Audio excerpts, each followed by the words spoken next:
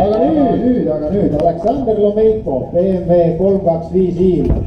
No ainukene asi, mis ma ei tea, 325 kerest alles on ilmselt ongi need välisplekid.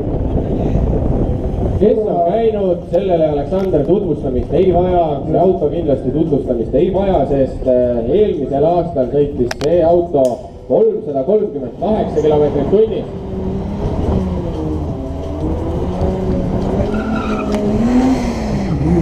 Ja just selle esimese ja teise kaugu vahetuse peale läkski nafta kiirus üle 340 kilomeetri tunnis, see oli siis eelmisel aastal. See auto on võimeline sõitma 350, kui mitte rohkem, nii et näpud püsti. See on joha tiibu ebaterve. See kindlasti ei ole ebaterve sellise telliskiviga seal sõita. Sõidab. Peaasi, kui ühtegi pilve me sealt ei näe. Aga kiirus, noh, tehke häält 330 esimesel katsel.